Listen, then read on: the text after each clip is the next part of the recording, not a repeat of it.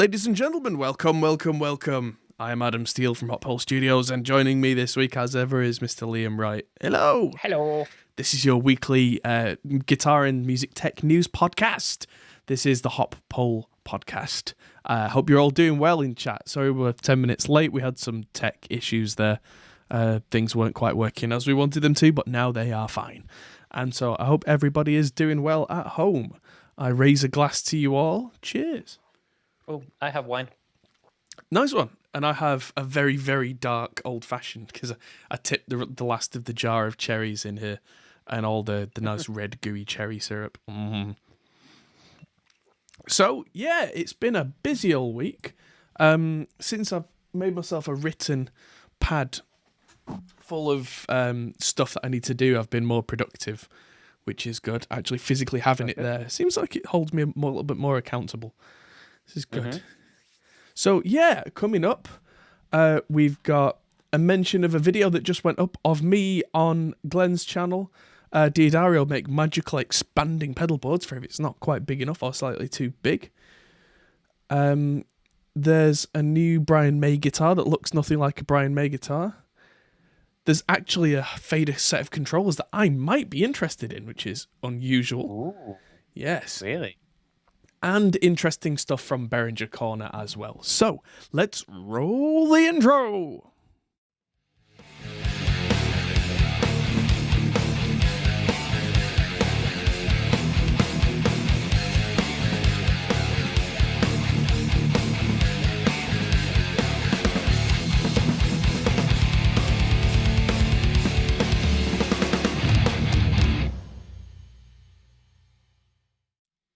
There we go.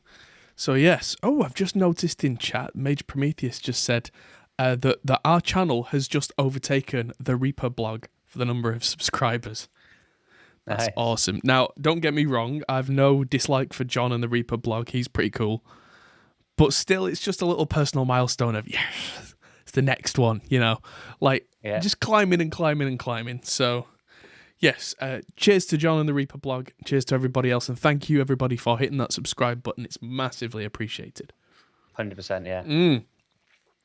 Talking of people hitting the subscribe button and watching us, I'll quickly go to this window, not for the news, but this is a video how to record on an iPad, and this is not my channel. This is Glenn's channel. This is Spectre Sound Studios. This came out only a couple of hours ago. And yeah, there's a 25-minute video of me showing you exactly how to get an iPad working for audio recording with... iPad, yes, shut up. With an Audience Evo 8 and Cubasis and Mammoth bass plugin and some nice guitar sounds and such. So yeah, if you get a chance after the podcast, do go and watch that on Glenn's channel. Yeah, definitely. Yeah, I've told everyone about it, all the companies, and they're all very happy. Mm-hmm. Which they should be, because it's one of those. I reckon it's going to be a slow burner, this video. Looking at the number of views it's had compared to some of Glenn's other recent videos, it's not quite as high. But some of the ones that Glenn's been doing have been very kind of in the moment, things that kind of are relevant right now. And this one is going to be relevant probably for a long time. So it'll keep going up and up and up and up and up. So I thought I'd mention that, because that's been in the wings waiting for a little while now. But we found a little slot in Glenn's schedule, so out it went. Sweet. So, yeah, fantastic. So that's been a little highlight of my week.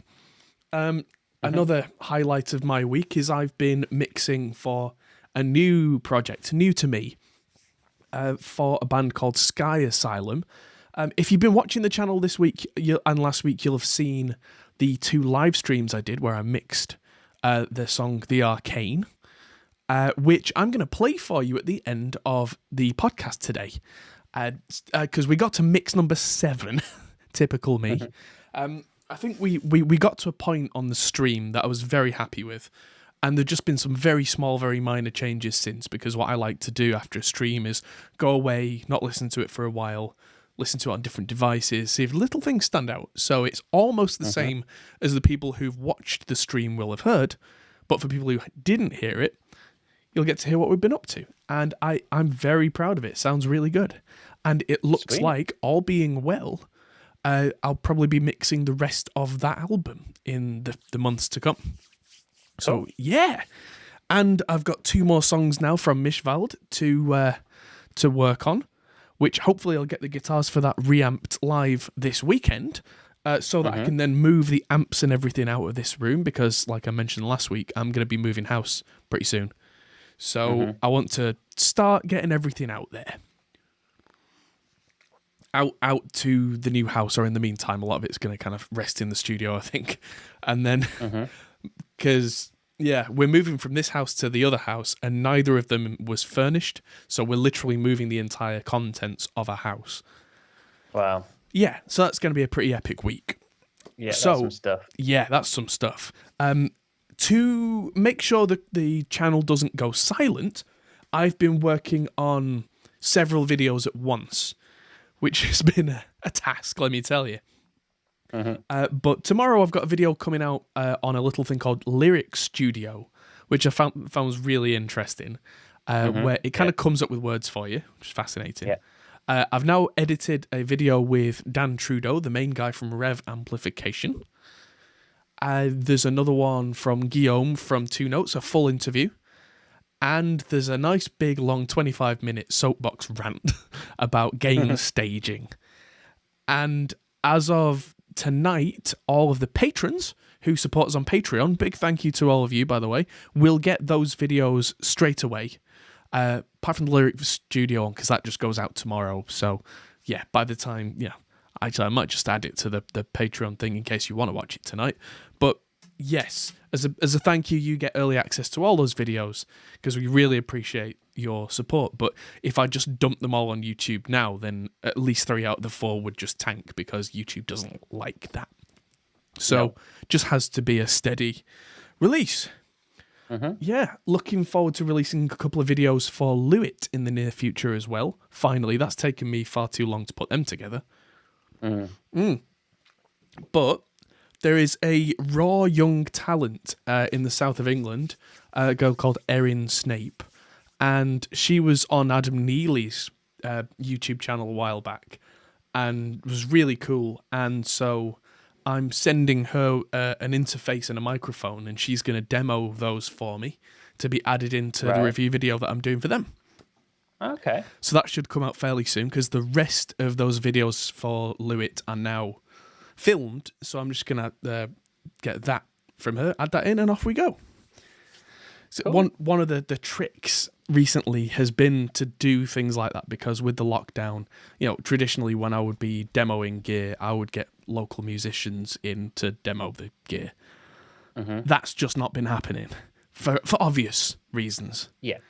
So yeah, this she's a singer songwriter, plays guitar as well, and she's really, really talented. But the equipment that she has is beginner level, shall we say? I mean, it would be. So I thought, you know what? Do your deal. I'll send you this stuff. Make a song for the review video. Cheers. Cool. Yeah. So that'll be fun. Yeah. So that'll happen very soon. And so, yeah, I need to pack that lot up and send it off next time I'm in the studio, because some of the stuff I need to send is in the studio, but that's all in the works. So there's lots happening. Yes. So, how have you been? Good. Just cracking on with things, really. Nothing really to report.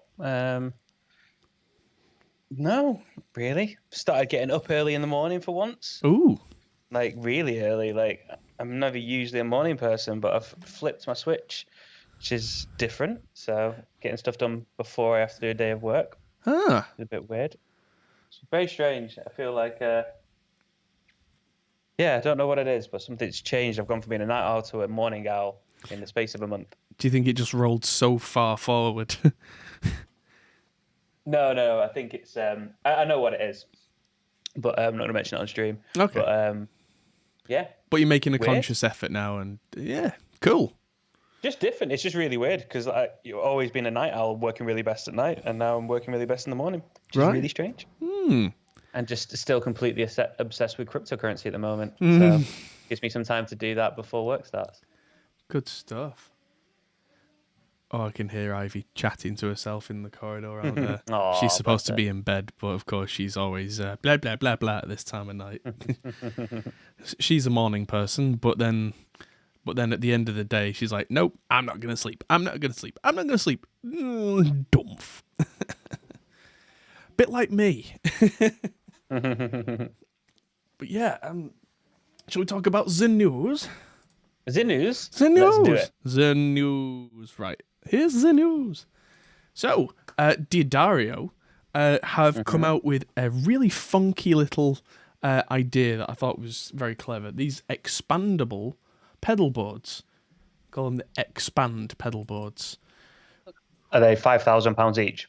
Let's go straight to brass tacks. They are not. The little one, it's a little expensive at €109, and the big one's $209. So I think that the bigger one might be a bit better bang for buck. Yeah. But it depends what you're doing. It's not as bad. I kind of almost expect, given, I don't know, pedalboard stuff always seems to be a bit overpriced in my view. Yeah, but then if you've ever tried making your own pedal board, they never quite are as tough as they should be. I've got one here from Palmer. This is a really good pedal board, and I think this is more like 50 or 60 euros, so it's significantly less. But I think it's just a really cool idea having the expandable thing, because if you do that, looking at it, if it's, if you've only got enough pedals to fill this bit, you just kind of move it in, and then suddenly you've got a much more manageable board that you're not tripping over. But then if you buy more pedals, you just kind of pull it and you just go, there you go, bigger. And I think there's like locking mechanisms so that it doesn't just slide around everywhere. And then I saw a few people putting in the comments, oh, does it come with a resizable case? It's like, yes, it does. That's part of the cost as well. So yes, it's you move where this padding is, and you can just put other stuff in there if the board isn't that big. So yeah, that's what you can do with it. The insides of the case, which comes in the price, which kind of partly justifies the price, I think, means that you can put your cables and your like extra stuff in there. Yeah. Which makes it suddenly go, oh right, okay, that tracks. So yeah, I mean, if I was touring, I can see myself getting one of these just because I can never quite make my mind up as to what gear I'm using, and I tinker a lot. And so I might take things off the board, put more stuff on, but I don't want to be tripping over a board that's bigger than it has to be. Especially because I sing, I don't want to be reaching right out with my foot whilst trying to use the microphone. Whereas I think if you're a guitarist that doesn't sing, you can actually take a step to the side and then press the different pedals. When you sing, you're kind of rooted to the spot. So, yeah, I definitely wouldn't want to take two pedal boards out because that's just silly. Unless you're like in some massive prog band. But yeah, there you go. Yeah. So yeah, that's kind of the gear news for this week. Next gear news, Line 6, there's a rumour going around that the PodGo, which is basically the Helix but trimmed down, it looks like they're about to release a version 2 with the Relay G10 inbuilt, which seems clever. So, yeah, I've got a G10 in the studio. They're not what I would call professional grade, but the sound quality is the same as the higher end Line 6 stuff. It's just the battery doesn't last as long and the range isn't as good. But then if you're playing with it in your shed or in your bedroom or whatever, it's actually kind of cool because it charges itself, usually off the bass, but if it charged itself off this, that'd be really cool because you could just kind of jam it in there to charge it when you're not using it, and you just pull it out and click, and you're not tripping over cables. Which, if you remember when you started learning guitar, cables everywhere, you trip over them, guitar goes clang. We've all done it. Yeah. Yep, we've all done it. I have absolutely done it far too many times. So if you're just playing, if you're not like seriously recording or whatever, just jam the wireless in, and then there's no cable to trip on. It's pretty cool. And yeah, the PodGo's got the USB, so you can use it as an interface. It's basically a cut down Helix. And the Helix has decent sound. So yeah, it looks like this was taken... Yeah, so these were on a Line 6 dealer's website by accident. So this tiny little image there, someone's kind of print screened it and gone, hang on a minute. Poo Ninja says, that's how you learn to fix cables. It's true. But yeah, no word yet as to price, but I can't imagine this being too much higher price. Oh, Tom Whitehead's in chat, says, yeah, like how about like tripping up on the light wire for the video years ago? Do you remember that? We filmed a music video for Mesetto years ago. Tom's in chat. Hello, Tom. All right. Hey, Tom. And yeah, I managed to trip over a light, an 800-watt light power cable. Oh, God, yeah. No, I do remember that now. In the furniture factory. Yes. And it went... That was fun. Have you seen Tom's new brooding photos for his band? Oh, I don't think I've seen the latest ones, but I've seen some of the ones. They've relaunched and rebranded, and the new photos, they're all like super brooding. They're really cool. Right, okay. I'll check it out. So, moving on. I've always had a bit of a hesitation over summing mixers. I personally think they're a little bit snake oily. But Rupert Neve Designs... Isn't it just more of a date? Like, they're just dated? Summing mixers? Yeah. No, the idea behind a summing mixer is you send loads of different channels in and it kind of... it sums them together in analog. But it's like... Yeah. No, I get the concept. But like, with digital and the ability to sort of handle more tracks and things, like, you can do something digitally. And I don't know, I'm just thinking... What is the real need for it in a modern world when it's better to be sort of non-destructive and keep everything so that you can update things and change them? Well, yeah, that's the thing. It is a bit of an odd duck, a summing mixer. People are told a lot of the time that summing in analog makes it sound better, and I certainly don't think that's the case. The thinking is that when people ran stuff through an analog desk, it ended up sounding better. Therefore, if you just run stuff in analog, it sounds better. You're missing a key component, and that's the desk with its line preamps, all of them, with its EQs that you ran through, all of them, even if you left them just like flat, it went through the circuitry. Times that by 24 or 32 for however many tracks you had. That will make quite a difference. When you've got a summing mixer, that literally just takes the signals and adds them together and doesn't do anything. And in blind tests, every time people do a blind test, it turns out it's like, oh, you can't tell. So why bother?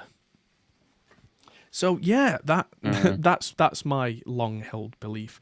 Unless there is something in that summing mixer that does add some character, because some of them do. Like if you got one where it's got a valve input stage, for instance, on every channel, yeah, that's going to make a big difference. There are companies like Thermionic Culture who make the Culture Vulture, also make some really good valve-based summing mixers, and I can see why that would make a difference. Sure. Yeah. But like passive summing mixers, or just like really, really like 16-channel Class A summing mixer with silk, red and blue saturation. Here, dual tap output transformers. You're probably going to get the same niceness of sound just by running a stereo mix through this as you would by running 16 channels through it. Because it's just running 16 plain boring channels, and then at the end, in stereo, adding the nice stuff there. And I don't know. Yeah, the call keeps freezing for me, so. Oh, wait, weird. I think it's stable now. It looks fine on my side. So I maybe missed the it's last just thing you having said. Right. Okay. I was saying like, if this has really nice sound on this stereo output, like it's got stereo transformers and stereo saturation and all that kind of stuff, why would you need to send 16 channels through that when you get the same sound improvement? If it is an improvement, if you like that kind of thing, which is completely fair, why would it be any different to running that in stereo? That's my issue with this kind of thing. Like my good mate John Brown, he runs his master through proper stereo bus compressors in analog. I get that. I understand that. They have a sound that is very hard to replicate in the digital world. And if you had like a nice valve kind of stereo thing with transformers after that, I would completely get that as well. But just super clean summing, I don't know. I could get on a soapbox and rant all night, especially at $2,000 for what this is. Like, yeah. It's about $1,200 of snake oil combined with maybe $800 of nice transformer saturation and silk and that kind of thing. Yeah, I'm not seeing how you're gonna really be able to justify that sort of spend on that. And as you say, in a blind test, be able to go, okay, for $2,000, which is which? Yeah. Well, that's exactly it. I mean, the amount of circuitry that if you've got a big mixing desk, if you run through a big like console channel strip, the amount of circuitry that sound goes through is significant. Times that by 16 or 24, and absolutely you'll hear a difference. But with a 1-unit rack thing, I don't think so. Hello, Eric in chat. How are you doing? Yes, good to see everybody. So let's move on from that. $2,000 worth of Rupert Neve. I mean, Rupert Neve's made some amazing stuff, but I think he might be just pandering to a demand here. So let's move on. So this one caught my eye. This is from the Brian May Guitars company.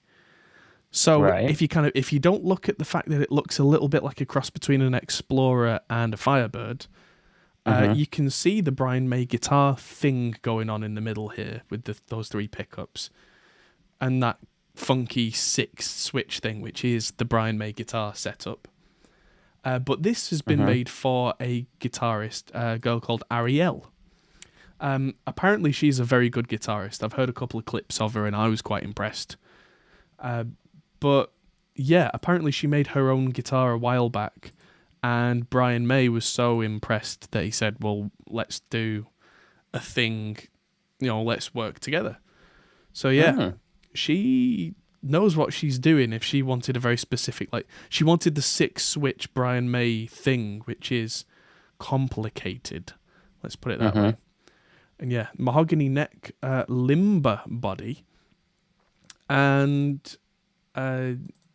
just a very, very interesting setup because it's got the 3 Brian May trisonic pickups. It's got a Wilkinson 2-point tremolo, whammy bar, all that kind of good stuff. And yeah, the whole phase switching crazy Brian May thing. And what really surprises me is from Brian May Guitars, it's £795 for one of these. And that's it, which is... Looks like quite a lot of guitar for your money, really. It does. It looks like a lot of guitar for the money, which is really quite impressive. So, yeah, I hope that she does well. Yeah. Yeah, well, I'm on board with that. Yeah, it's a really cool looking guitar that's almost an Explorer, so almost metal, but a lot more rounded. From what I gather, she helped to physically build the prototype. So, yeah, all the more power to her for just, doing her own thing. And yeah, very, very cool.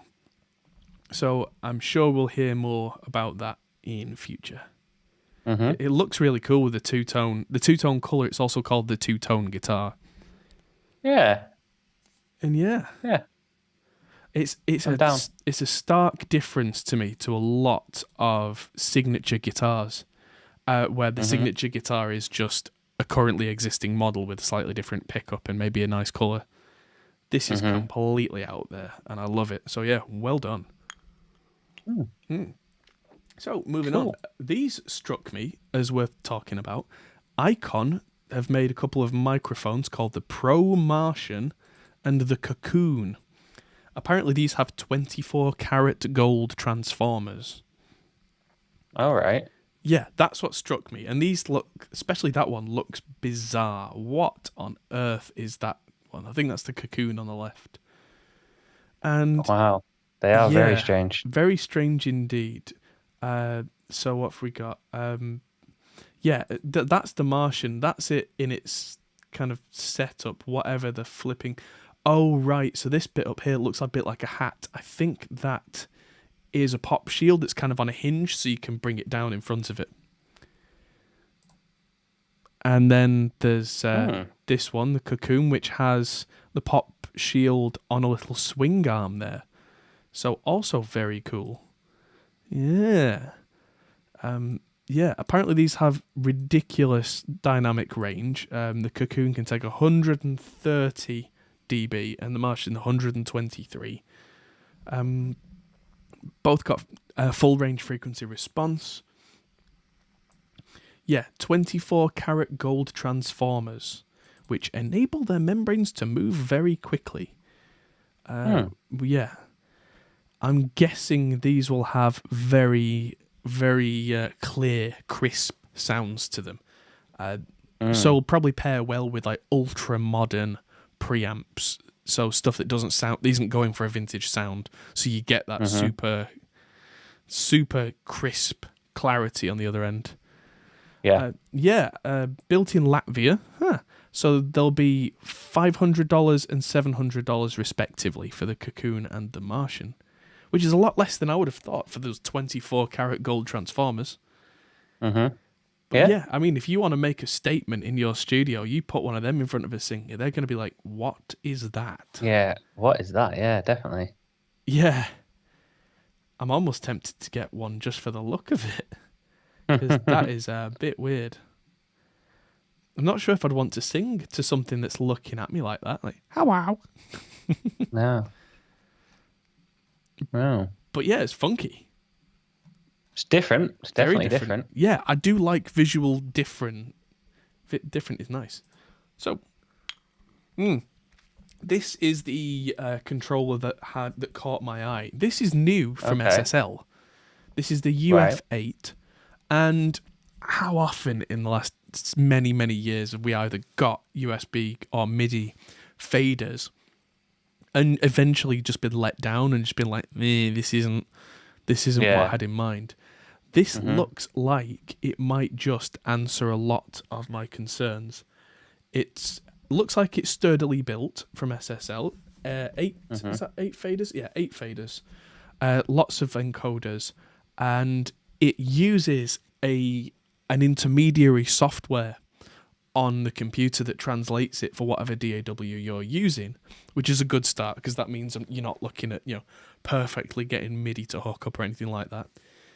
And the thing that really catches my attention is the 8 little screens here that seem to have like level feedback and the name of what the channel is and where the pan is and all that kind of thing on the screen.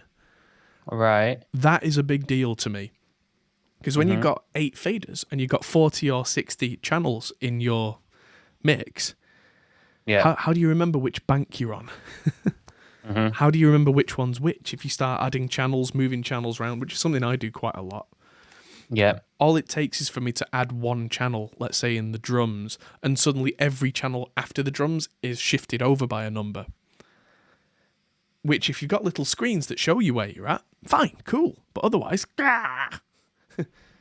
it's one of the main reasons why I gave up on a lot of them. But this looks really solid, which, considering I've been a bit skeptical of the new SSL stuff since they got bought out, that could be the answer. I mean, it looks pretty rugged, honestly. And yeah, how much is it? They are £833 plus VAT. So we're looking at £1,000 or $1,500, maybe €1,200. So it's one of those things, isn't it? I suppose it's. I don't think it's terribly overpriced, but it's one of those things of what else could you get in the studio for £1,000, and would it be more useful? Yeah. So yeah, it isn't cheap by any amount of by any stretch of the imagination, but it hopefully won't be built cheaply. No, it does look good.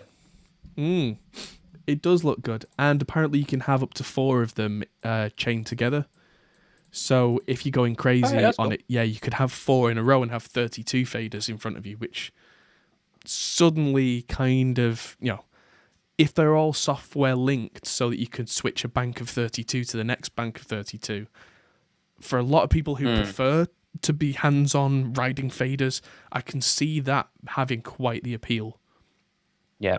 Personally, I've moved away from moving faders because of the way I like to work, but if you sit me down in front of an analog console, I certainly won't turn my nose up at it, but I might use it in a way you wouldn't expect because, the kind of the hybrid way that I learned to work. But yeah, I mean, it's pretty cool. Yeah. Well, apparently the Behringer X Touch works pretty good. But yeah, works pretty good isn't great for me, Anyway, moving on. So this caught my eye. Benson amps are making a germanium fuzz with what they call thermal biasing. Now, this sounds a bit weird, but fuzz pedals, especially germanium fuzz pedals in certain designs, they sound different depending on whether they're hot or they're cold. Just because of the way they work. At different temperatures, they might sound more fuzzy or more spitty.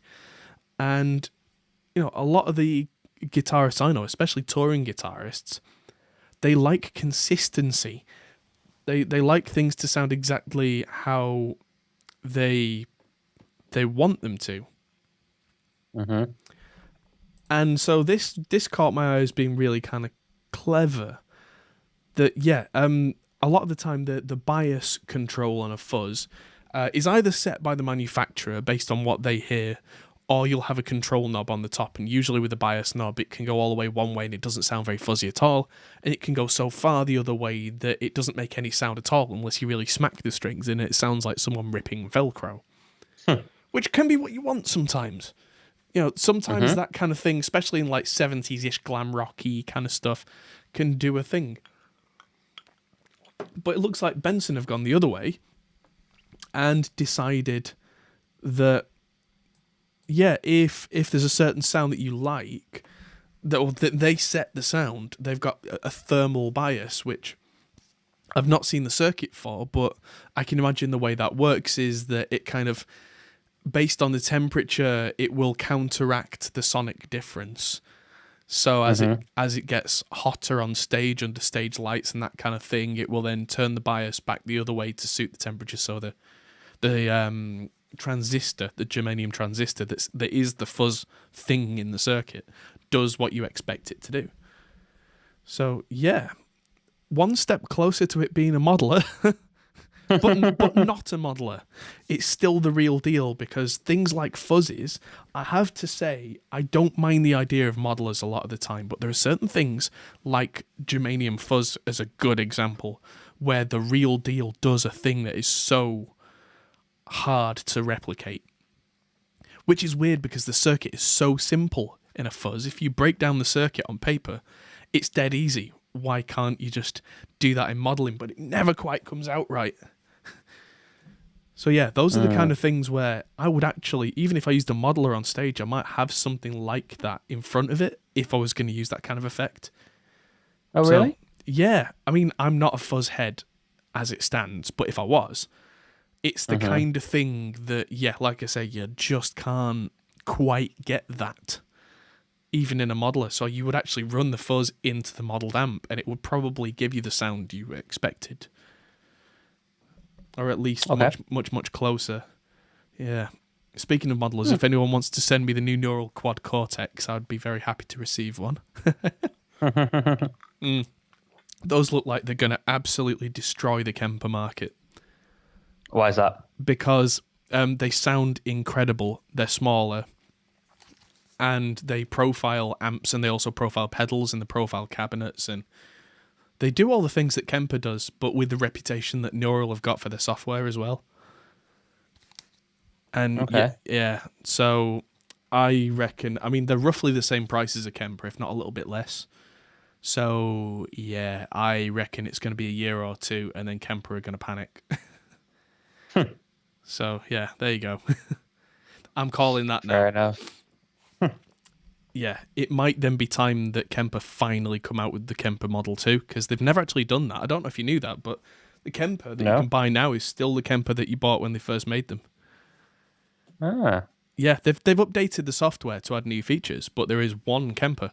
There's a rack version, there's a version with a power amp in it, and there's a floor model version, but as far as I'm aware, they are the same thing, just in different formats. Whereas with XFX, they came out with the XFX 2 and the XFX 3, which are completely different inside. Yeah, Kemper didn't do that. So, yeah, we'll see. Anyway, yeah, so that's the Germanium Fuzz, and it's time for...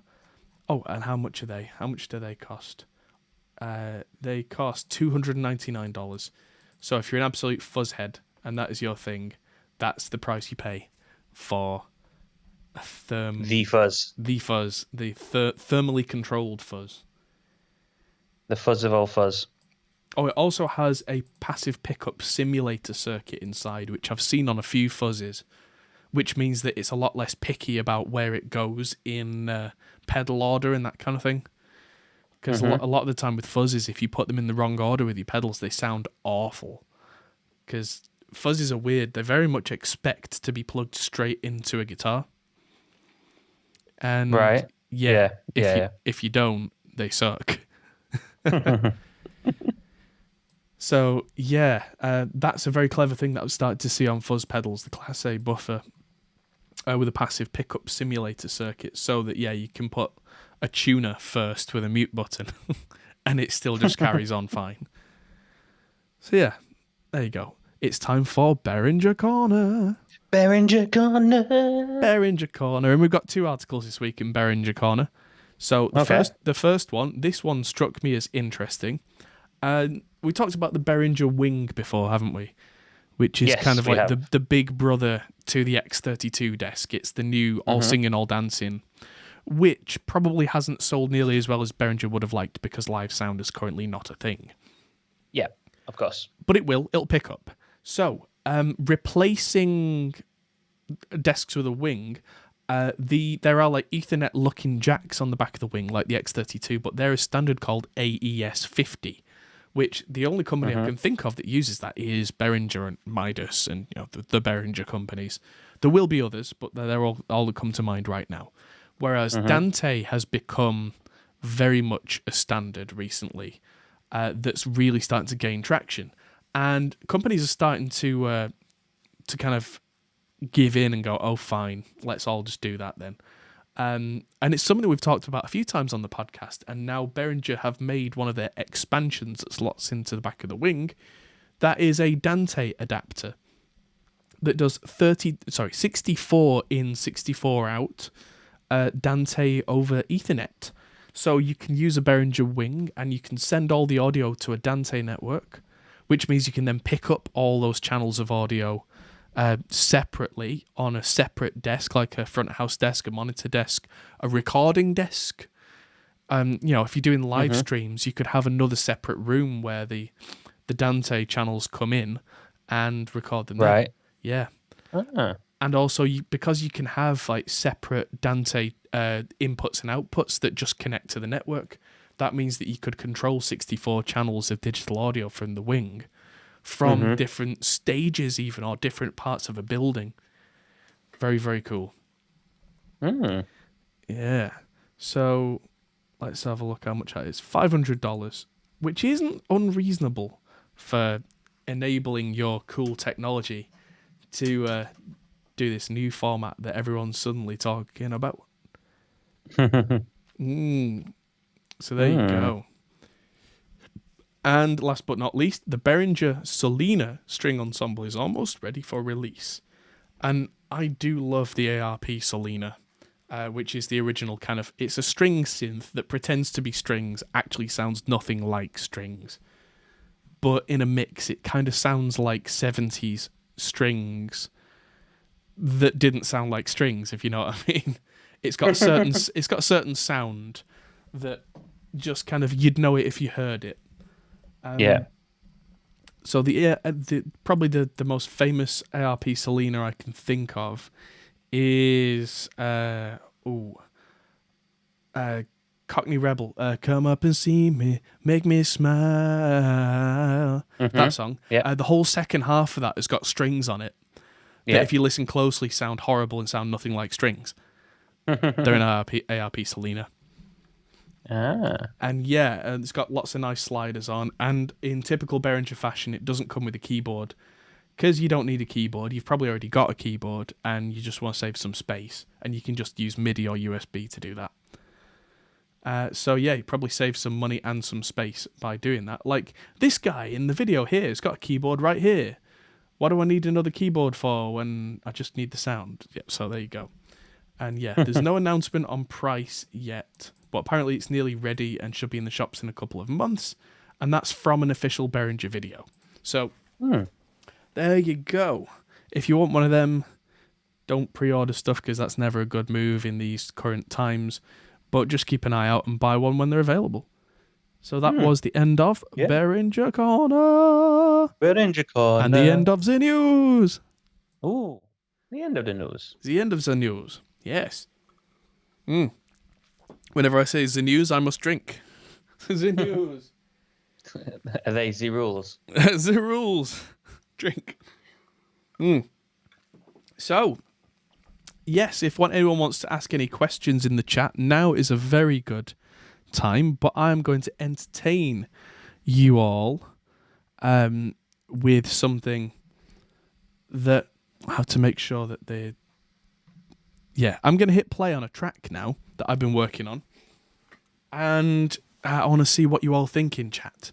Obviously, a lot of you will have seen me working on this song on the channel, but some of you won't. This is from a band called Asylum. And this is a mix that is one of my favourites that I've worked on over the last year or so. I mean, it is the most recent, so you could say I'm biased. But at the same time, this is the kind of music that I would very much like to work on most of the time. Heavy, dark, brooding, crushing metal, I like that kind of stuff. As much as I enjoy working on the other things I work with as well, this is the kind of stuff where if more metal bands want to say, hey, do you want to mix our stuff? I'd be a very happy man. So, without further ado, this is the song The Arcane by Asylum. And I'm going to have to press a button that I think will mute Liam when I do this. But if you want to listen to this on the YouTube video and give me your thoughts. So I won't hear it through Skype? No, so you'd have to listen to it on the YouTubes. But at the same time, if I make sure you're not coming through, then we should be good. Cool. Here we go. So this is The Arcane by Asylum.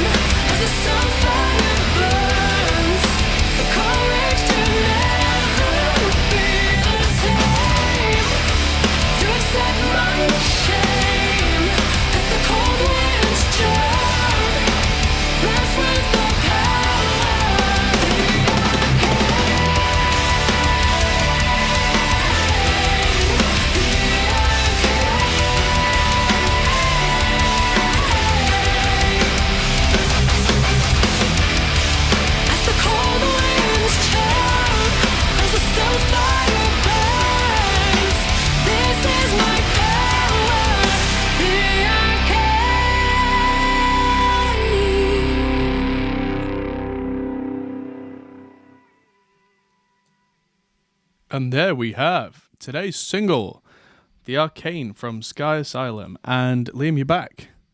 Yes. Yes, hello. Sounds like Evanescence, Kill Switch, and Fear Factory had a baby. I'll take that. So yeah, the guys from Sky Asylum were there in the chat earlier. So yeah, cool. Killer Low End. There's a lot going on in a. Oh, that's why my camera wasn't working before. OBS has opened. In the background. There's like I was listening to it on my Sennheisers because these speakers are crap. And there's like, what's the thing going on? Kind of like here. Is it like the guitar or something? Like the that. So yeah, that is a synth layer from Heaviosity. It was really cool. It was kind of like added a lot of space and like craziness to it. Yeah, so Eric in chat says that synth is a little loud, and I thought similar, but the artist wants it to be at that volume, and so that's where it is.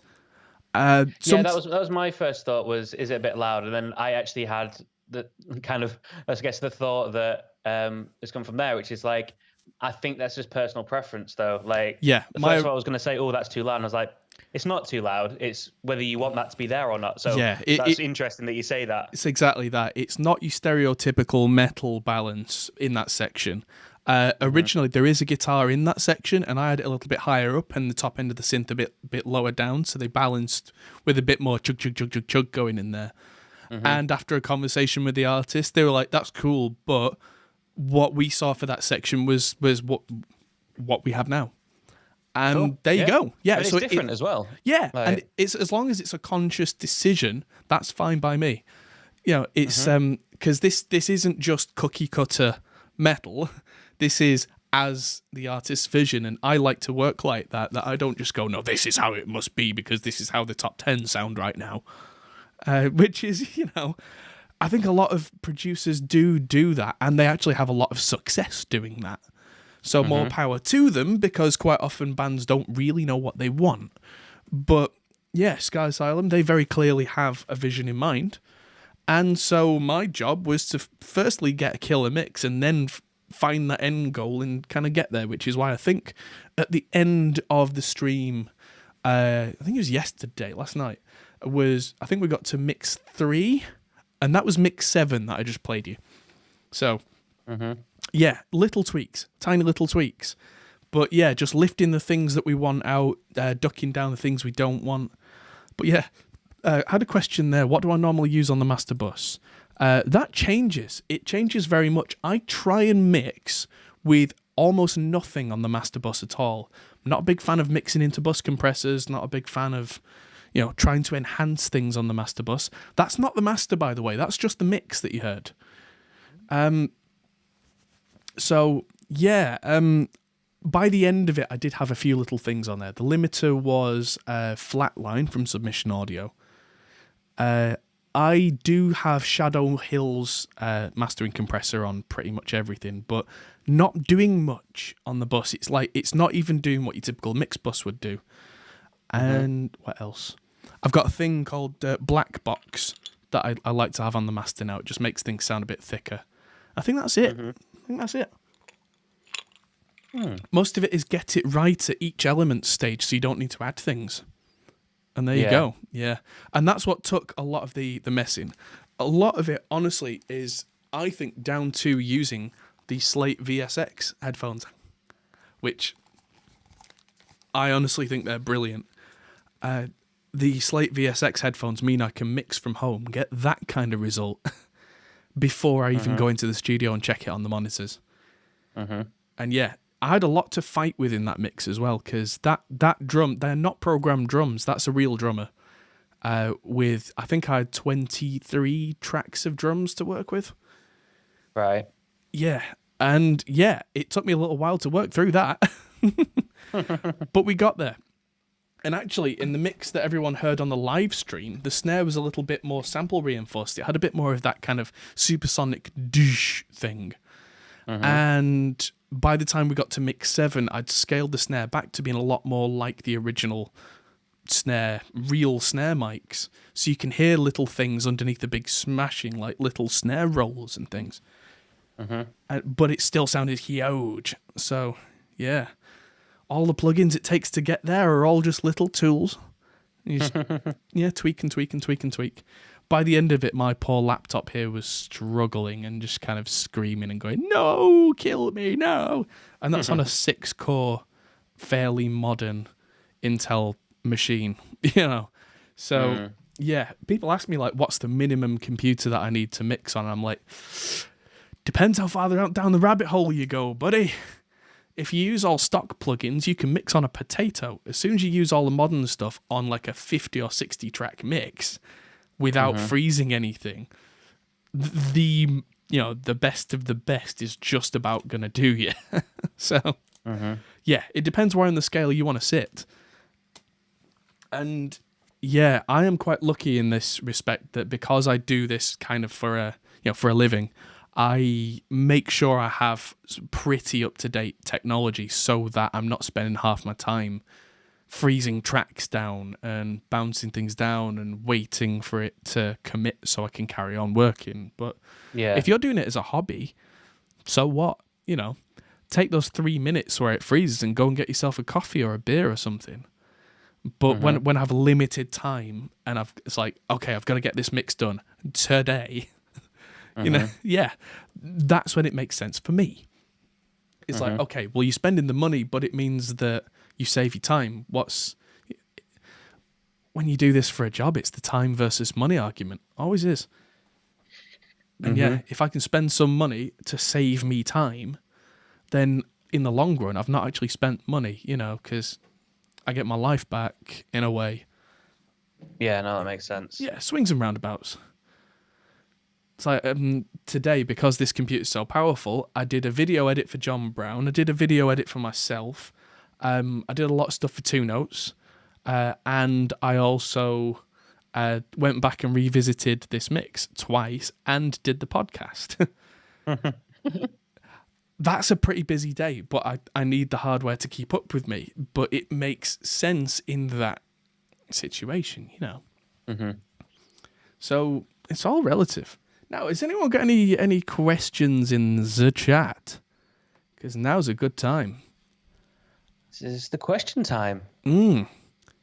So yeah, coming up on the channel in the next week. I talked about that earlier, didn't I? I've got 2 interviews that are going to come out. I've got the Lyric Studio video, which is probably going to come out tomorrow night now. Because I need to make a thumbnail for that and get the premiere ready for that. What are my specs? These are as the prescription. They are for astigmatisms and they help me see. This computer only has an i7 8750H 6-core in it, which is a 45-watt part. And for a laptop, that's pretty decent. You can get better, but the cost goes like that just to get a little bit more. My studio system, though, is a monster that has an AMD 3900 XT. And that is a 12-core monster, and that means that no matter what mix I throw at that, it does not stall, it does not panic, it does not hang or cough or drop out. The difference is when I'm mixing from home, I can get away with a lot of if there is a hiccup or whatever because I'm at home, it's me, I'm in my office. If it judders a little bit, nobody's looking at me, waiting and judging. In the studio, not right now, obviously, because of obvious reasons, but usually there are clients sat on the sofa behind me, watching my every move and waiting. And not that they're expecting me to fail or anything like that, but you don't want to put that doubt in your client's mind. You want them to constantly think that everything is perfect and everything's going smoothly. And over the years, I have had a few hiccups on computers and that kind of thing, and it always kind of makes you go, oh God, what now? And quite a lot of the time you rescue it. Quite often it's a single button you have to press and all is fixed. But sometimes, it doesn't leave the best impression. So yeah, for a business, I now understand years later why like animation companies will spend 10 grand on a workstation. When you look at the specs, like say Quadro graphics cards compared to GeForce ones, like for the same rough actual horsepower that you get in the card, it costs about £4,000 more. But every driver for those things is like hand tuned by somebody at Nvidia. The graphics cards are all verified, and the software they work with is all certified, so it won't crash. It won't go wrong in the middle of what could be $1 million contract, for example. Just pulling numbers out my backside, but the point should be there that like when you've got a major job, let's say you've got 12 hours left, you need to render this project and it's going to take 11 hours. You cannot afford for it to crash. So when you've spent the money and the contract goes well and the client is happy, you get the next contract. Yeah. Business is a funny thing. But it's like anything, like service level agreements and all that kind of stuff, where what you're actually paying for extra is if it does go wrong, it gets fixed really quickly and you get somebody on the end of the phone or on the end of an email to show you how to fix it. I actually know, I know a video guy. Oh, God, I'm stretching my memory a little bit here, but who was it? There was a guy I was talking to who was doing something really weird with animation. It was really custom, but he was on like a top-of-the-line Quadro workstation, and it was crashing. And he emailed the NVIDIA team and said, this is what I've got, this is what's crashing. And the next day, they had custom-made him a driver that worked around the issue. Oh, wow. Yeah, that's the kind of thing you get when you're spending that much money on a single graphics card. That's the thing you're paying for, is like access to the team that develops it and all that kind of crazy stuff. Because when the whole thing about NVIDIA Quadro is it just works in a professional environment, and then it doesn't. Yeah. Yeah, they make sure it does. Which is off track from audio stuff a little bit, but this is also why a lot of people pay for outboard gear, or they pay for these really expensive machines and dedicated this, dedicated that you turn it on and it just kind of goes indefinitely. And yeah, I never used to quite get a few years ago why you would spend silly money on something that on paper does exactly what you already had. But then I'm very, very technically minded, and a lot of the time I can get the digital hammer out, so to speak, and fix things. But a lot of audio guys, they're actually not, which surprises me. But the more and more audio guys I talk to, the more I realise that as much as 50% of us are absolute nerds, the other 50% aren't. And like there are some Grammy-winning producers who will actually like send out a message saying, should I buy a Mac or a PC? I have no idea what I'm doing. Really? Yeah, really. But what they know is the sound side of things and how to win a Grammy. They don't care about the computer stuff, really, because why should they? Their job in their mind is the sound side of things. And yeah, it makes sense, but yeah, I don't know. I'm just a dyed-in-the-wool nerd. I want to know everything about everything. So there you go.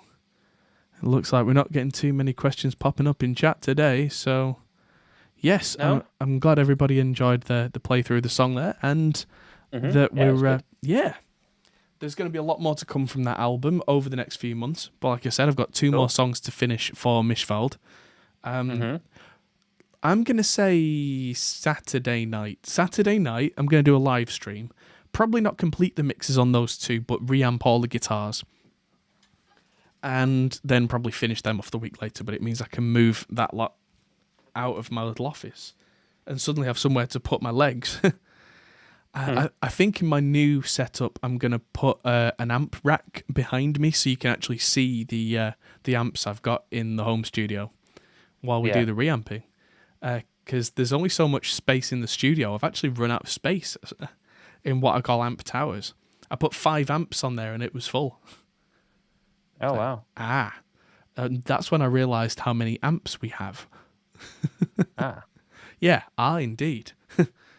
So, yeah, second amp towers for second studio. Oh, beautiful. Also, yeah, I'm going to be making a video at some point this year. I mentioned that I'm going to be making a video comparing SM57s. So, there's something I have here, if it's here at all.